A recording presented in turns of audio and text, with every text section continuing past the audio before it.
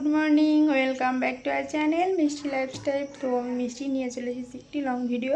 তো বন্ধুরা, ভিডিওটাকে স্কিপ করবে না, তোমাদের সঙ্গে সবটাই শেয়ার করব।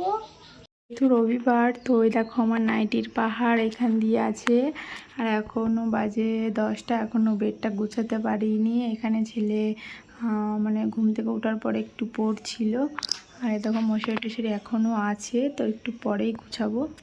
না, বৃষ্টি হচ্ছে, ভাবলাম আজ যে জামা কাপড়গুলো একটু কেচে দেবো।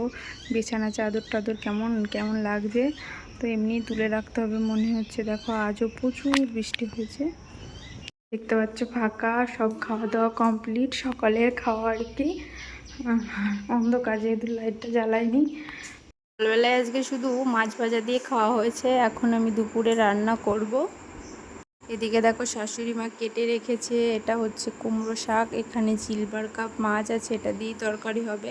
এখানে ভেন্ডি সামান্য কাটা আছে, চিকেন আছে, এখনও চিকেনটা ধোয়াও হয়নি। তো একবারে রান্না করার সময় ধুয়ে নেব আর কি।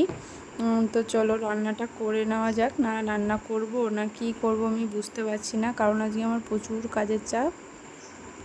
তো বন্ধুরা, আজ কিন্তু অমাবতী লাগবে 2-2:30টার দিকে। তো তার আগেই পুজোটা করে নিতে হবে। শাশুড়ি মা যেহেতু বাড়িতে নেই, তো আমাকে সব কিছু করতে হবে। এদিকে আবার সবাই দুপুরে খাবে, রান্নাও করতে হবে তাড়াতাড়ি। রান্না একটু 10 মিনিট দেরি হলেও কিছু হবে না। তো তার জন্যই আমি ভাবলাম যে ঘরটা গুছিয়ে নিই, স্নান করে পুজোটা সেরে তারপর রান্নাঘরে আসব। তো আমার ঘরটায় দেখো নাইটি যেহেতু কাজ করেছি, প্রচুর নোংরা হয়। তো এগুলোই গুছিয়ে নিচ্ছিলাম। নাইটি দেখো ছোটো ছোটো টুকরো, এগুলো আবার রাখছিলাম নাইটি মানে ভাঁজ করে বাঁধার জন্য। 15 পিসের 12 পিসের করে বান্ডিল থাকে, তো এইগুলো দিয়ে টুকরো কাপড় দিয়ে বেঁধে দিতে হয়। তো গুছিয়ে নিয়ে ঘরটা ভালো করে পরিষ্কার করে, না হলে স্নান করে এসে পরে আর ভালো লাগবে না। যেহেতু নোংরা না, এটা আর কি টুকরো কাপড়, নতুন কাপড়ই। যাই হোক, ঘরটা পরিষ্কার করে নিলাম। আর ওদিকে আমার ক্যামেরাটা করছে হচ্ছে আমার ছেলে। তারপর নাইটিগুলো উপরে দিয়ে আসবো। তোমাদের দাদাভাই আছে উপরের ঘরে, তো তোমাদের দাদাভাই নাইটিগুলো ভাঁজ করে রাখবে, এখানেই রেখে দিলাম। তারপর দেখো আমার নাইটিগুলো নিয়ে আমি উপরে দিয়ে আসবো। তো এতগুলো নিয়ে আমি পারছিলাম না, বলছিলাম গেটটা একটু খুলে দিতে। তো আমি পা দিয়ে খুলে নিলাম, কি আর করা যাবে। নাইটিটা কি বলো তো, যদি দিয়ে আসি তাহলে ভাঁজ করে রাখবে, আর না হলে ও একবার যদি ঘুমিয়ে পড়ে আর আমার নাইটিগুলো ভাঁজ করবে না। সেই আমার রান্না করে আবার পরে গিয়ে ফাইনালি স্নান করা কমপ্লিট। তো এখনও মাথা টাথা কিছুই আসলাতে পারিনি, এমনি 1টা বাজতে গেল, 12টা 40 বাজে। তো আমি এখনও পুজো করব, ঠাকুরটাকে ঢাকবো, তারপর আবার রান্না বসাবো। তো রান্না বসিয়ে দিয়ে তারপর রেডি হবো। তো আগে ঠাকুর ঘরটা ভালো করে পরিষ্কার করে, মানে যে শুকনো ফুল টুল থাকে সেইগুলো ফেলে পরিষ্কার করে তো পুজোটা করে নেব। পুজোটা করে নিয়ে তারপর আমার তো বুঝতেই পারছো ঠাকুরটাকে ঢাকা দেবো। নতুন কাপড় দিকে বের করেও রেখেছি। আর ফাইনালি দেখো আমার ঠাকুর ঘরটা সাজিয়ে নিচ্ছি। তো দেখো এখানে আমার লক্ষ্মী, গণেশ, শিব, ওই দুটো হচ্ছে ইটু ঘর, সবই আছে আমার। তো আমি একটা একটা করে সুন্দর করে একটু একটু করে সাজিয়ে নিচ্ছি। আমার ঠাকুর ঘর যতই দেরি হোক না কেন, আমি কিন্তু সাজিয়ে পুজো করতে বেশ ভালো লাগে।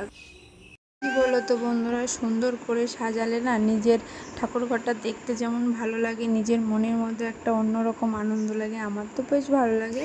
তো তোমাদের কার কেমন লাগে? আমি যদি হাতে যেদিন টাইম না থাকে সেদিন আর করতে পারি না, কিন্তু আজ যেহেতু অনেক দিন আর পুজো করতে পারবো না, তাই আজকে ভালো করে সুন্দর করে সাজিয়ে নিলাম। তারপর ঠাকুর প্রণামও করে নিলাম।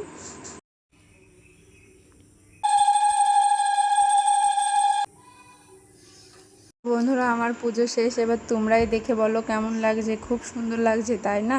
আমার তো ভীষণ ভালো লাগছে, তোমাদের কেমন লাগছে বলো। আজ যেহেতু অমাবতী, তো তার জন্যই ঠাকুরটাকে ঢেকে রাখতে হয়। মা কামাখ্যা দেবীর পুজো হয় বা মন্দির বন্ধ থাকে, তার জন্য ঢেকে রাখতে হয়। তাই আমিও আজকে পুজো দিয়ে ঢেকে রাখলাম, আর বৃহস্পতিবারের দিন তুলবো। দেখো আমার পুজো কমপ্লিট, ঠাকুরকে ঢাকা দিয়ে রেখেছি। এবার চলো রান্না করতে যাই, তাড়াতাড়ি রান্নাটা বসাবো, তো অনেকটাই দেরি হয়ে গেছে। ভেন্ডি, আলু, এখানে মাছ আছে, চিকেনটাও এখনও দিতে পারিনি, দিয়ে দিতে দেখো।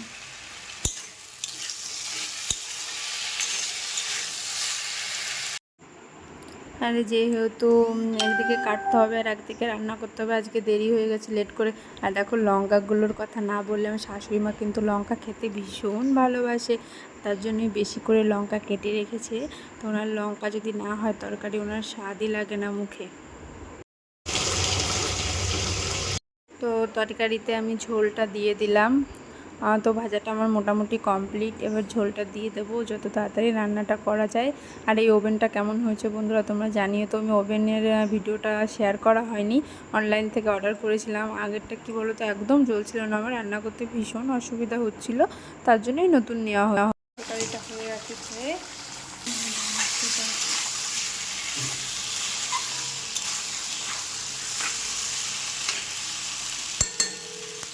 তাড়াতাড়ি রান্নাটা সেরে নিই, দেখা হচ্ছে একটু পরে। বাবু এদিকে ঘুমিয়ে পড়েছে, আমার রান্না কমপ্লিট। তো বন্ধুরা আমার রান্না বান্না সব কাজ টাজ কমপ্লিট। ওদিকে ছেলে ঘুমাচ্ছে, বড়বাবু ঘুমাচ্ছে, শ্বশুরমশাই ঘুমাচ্ছে। তো আমি ভাবলাম আমি যে কাজটা করি সেটাই তোমাদের সঙ্গে শেয়ার করি আজকে। তো নাড়িটা দেখো আমি নিজে বানিয়েছি, কেমন হয়েছে তোমরা জানিও। এখনও ফিটিংস করা হয়নি। তো দেখা হচ্ছে নেক্সট ভিডিওতে। টাটা, সবাই ভালো থেকো।